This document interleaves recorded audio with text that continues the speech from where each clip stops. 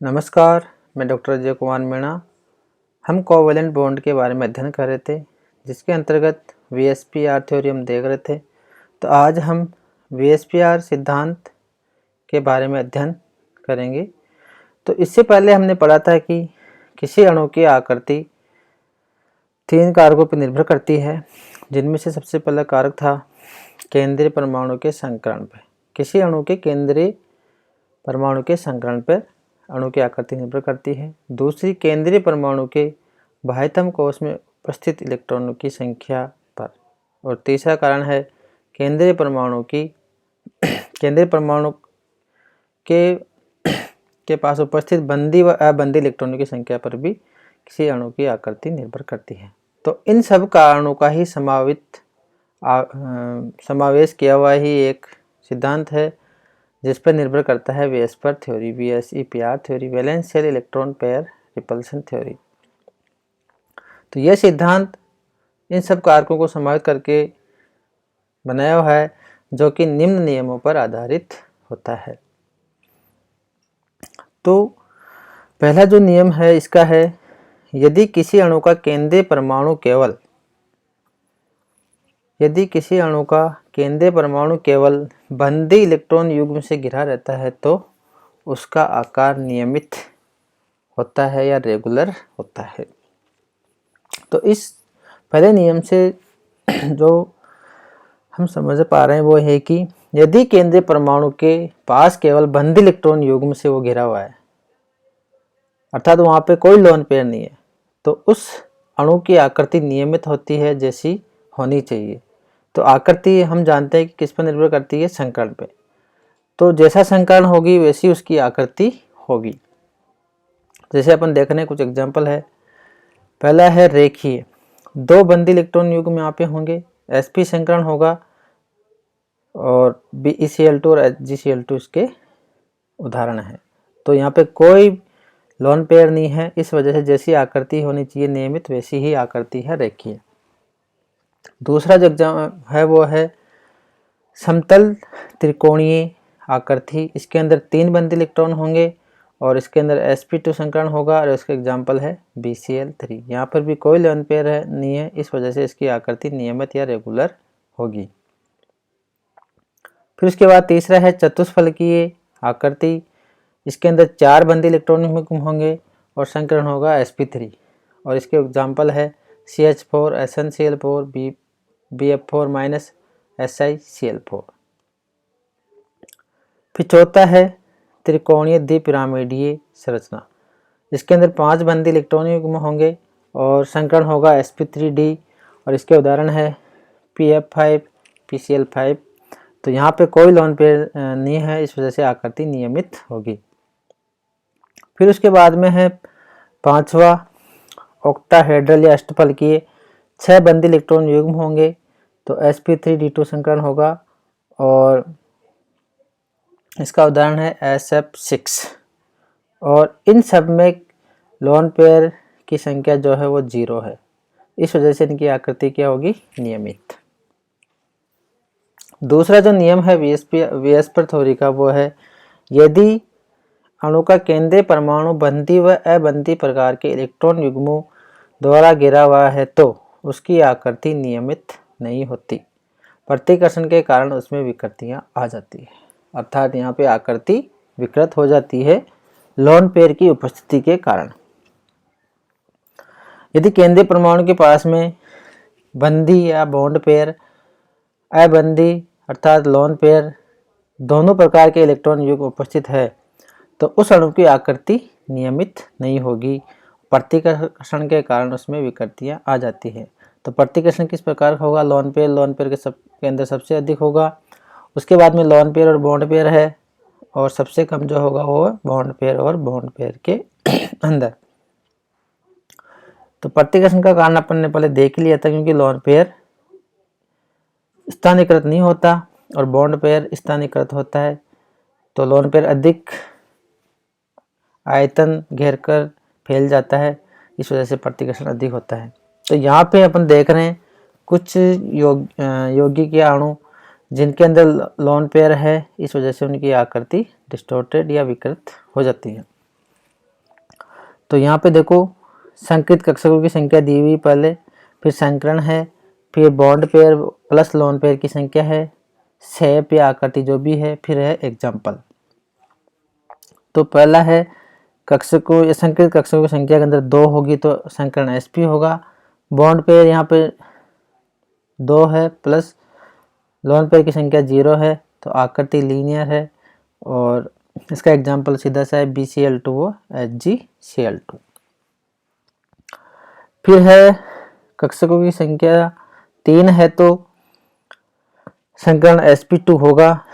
तो पहला केस देखते हैं जिसके अंदर सिर्फ बॉन्ड पेयर है 3 और लोन पेयर कुछ भी नहीं है, तो शेप होगा त्रिकोणीय, समतलीय त्रिकोणीय या ट्राइगोनल प्लेनर। एग्जाम्पल है BF3 BCl3 BBr3 एक्सेट्रा। फिर sp2 का ही दूसरा केस है जिसके अंदर एक लोन पेयर है और 2 बॉन्ड पेयर, या फिर 2 बॉन्ड पेयर वो एक लोन पेयर है। तो यहाँ इसकी आकृति के अंदर sp2 संकर होते हुए भी विकृति आ जाती है और आकृति कैसी हो जाएगी वी शेप, और इसका एग्जाम्पल है SnCl2 और NO2 माइनस। तो इस तरह जैसे लोन पेयर आएगा तो आकृति में विकृति आ जाती है। चौथा जो उसके बाद में है, यदि संकृत कक्षकों की संख्या 4 है तो संकरण होगा sp3, और इसके अंदर पहला केस है बॉन्ड पेयर की संख्या 4 है और लोन पेयर की संख्या 0, तो आकृति होगी टेट्राहेड्रल या चतुष्फल की, और इसके एग्जाम्पल है XeO4 CH4 CCl4 आदि। और यदि sp3 संकरण के अंदर ही 3 तो बॉन्ड पेयर हो और एक लोन पेयर हो तो उसकी आकृति में विकृति आ जाती है। तो इस वजह से जो आकृति होगी वो होगी पायरामिडल या पिरामिडीय। तो इस तरह की जो आकृति होती है वो होती है XeO3 और NH3 के अंदर। तो फिर जो sp3 के अंदर जो तीसरा केस है वह है 2 तो बॉन्ड पेयर हो और 2 लोन पेयर, तो इसकी जो आकृति होगी अब वी शेप हो जाएगी, और इसका एग्जाम्पल होगा H2O और H2S।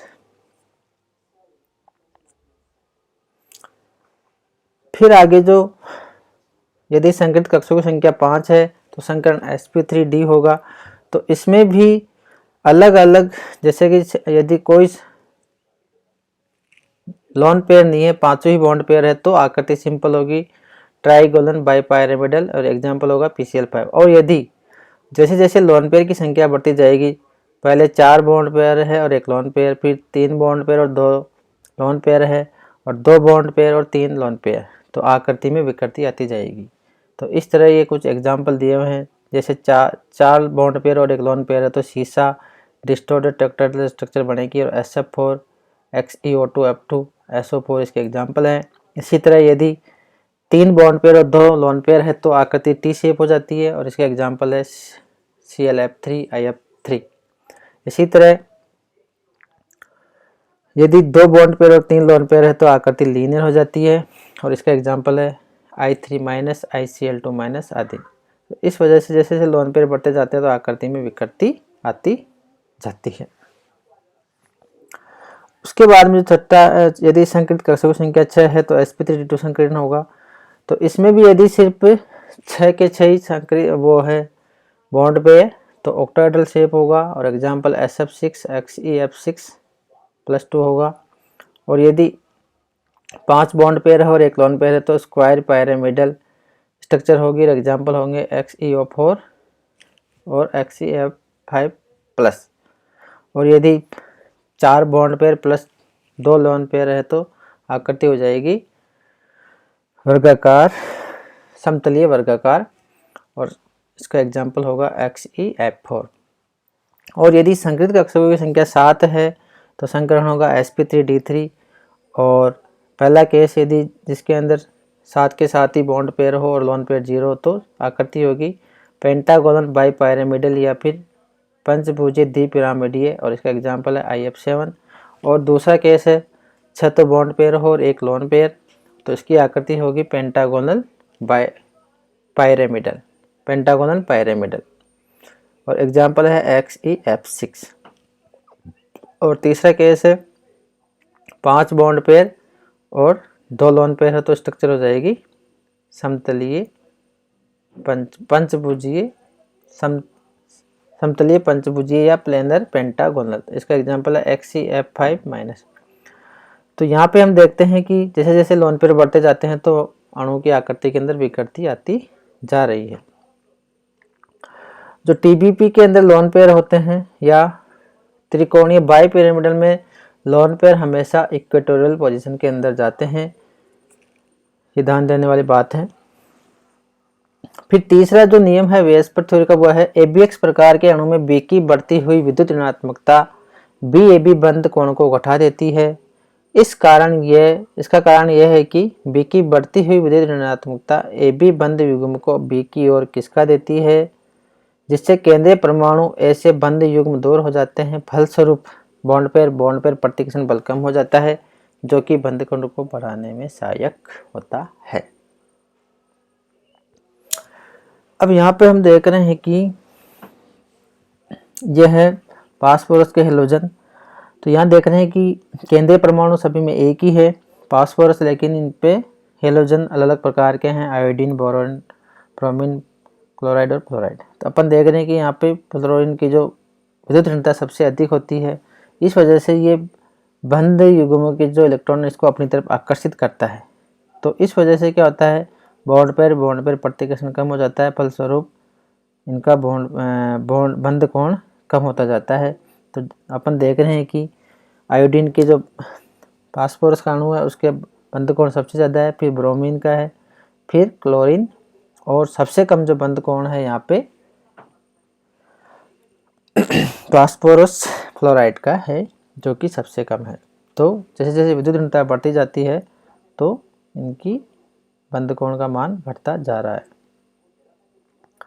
फिर एक चौथा जो है इसका नियम वो है पूर्ण भरे हुए कक्ष के बंदी इलेक्ट्रॉनों का प्रतिकर्षण बल अपूर्ण भरे हुए कक्ष के बंदी इलेक्ट्रॉनों की तुलना में अधिक होता है। अर्थात यदि किसी अणु के केंद्रीय परमाणु में से पूर्ण भरे हुए कक्ष के बंदी इलेक्ट्रॉनों का प्रतिकर्षण बल अपूर्ण भरे हुए कक्ष के बंदी इलेक्ट्रॉनों की तुलना में अधिक होता है, जैसे कि अपन देखें उदाहरण H2O व H2S के बंद कोण। तो H2O का बंद कोण यहाँ पे 104.45 डिग्री है और H2S का जो बंद कोण है वह 92.2 डिग्री है। तो इसका कारण क्या है, यहाँ पे जो ऑक्सीजन है इसका कक्ष पूर्ण रूप से भरा होता है और सल्फर का जो है कक्ष पूर्ण रूप से भरा हुआ नहीं होता। तो इसको समझने देखते हैं। H2O के केंद्रीय परमाणु ऑक्सीजन की अधिकतम भराव क्षमता 8 इलेक्ट्रॉन की है, 2 बंदी इलेक्ट्रॉन युग्म व 2 लोन पेयर।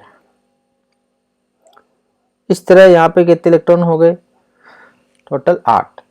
इसके विपरीत H2S में H के D कक्षक होने के कारण भराव क्षमता 18 इलेक्ट्रॉन की है, जबकि H2S में इसके पास 8 ही इलेक्ट्रॉन विद्यमान है, अर्थात इसका कक्ष पूर्ण भरा हुआ नहीं है, अतः इसमें प्रतिकर्षण बल कम होगा। फलस्वरूप HSH बंद कोण HOH बंद कोण की तुलना में कम होता है।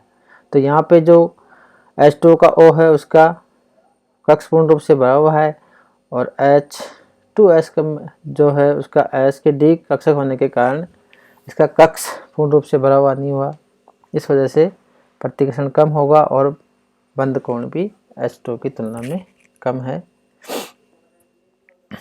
फिर पांचवा जो है इसके अंदर नियम वो है यदि अबंदी इलेक्ट्रॉन युग्मों के लिए कक्षकों की एक से अधिक संभावित स्थितियां हैं तो अबंदी इलेक्ट्रॉन युग्म वाला कक्षक उस स्थिति में रहेगा जहां लोन पेयर प्रतिकर्षण की संभावना न्यूनतम हो। अर्थात लोन पेयर जो होता है उसके लिए यदि एक से अधिक संभावित स्थितियां हैं तो लोन पेयर ऐसी स्थिति में जाएगा जहां पे LP-LP प्रतिकर्षण की संभावना कम से कम हो। अब यहाँ पे एक स्ट्रक्चर दे रखी है NH3 की, वो देखते हैं। इसके अंदर अपन देख रहे हैं कि 3 तो बॉन्ड पेयर है और एक लोन पेयर है। तो लोन पेयर ऐसी जगह जाएगा जहाँ पे प्रतिकर्षण सबसे कम हो। तो इस तरह लोन पेयर एक पिरामिड के रूप में ऊपर की तरफ रहेगा और बॉन्ड पेयर नीचे की तरफ रहेंगे। तो इस तरह NH3 की जो स्ट्रक्चर होती है वो पिरामिडीय आणविक संरचना होती है। तो इस तरह अपन वेस्पर थ्योरी के आधार पर बहुत सारे अणुओं की आकृति का पता या ज्यामिति या बंध कोण का पता आसानी से लगा सकते हैं। धन्यवाद।